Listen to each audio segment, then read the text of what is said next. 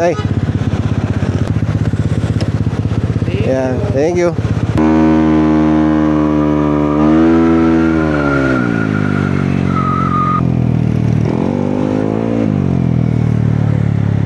Ang sarap lang mag-drive, no? Yung minsan masarap din yung hindi ka nagbablog eh. Parang focus na focus ka lang sa daan. Oras na ba? Alas 8. Maaga pa.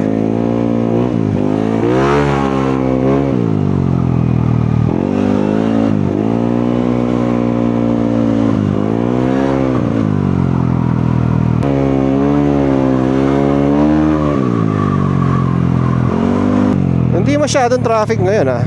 Ang ilagano sila nasa mga saan mo yun, Lapita, sa mga minamahal, mga pumanaw na kamag-anak.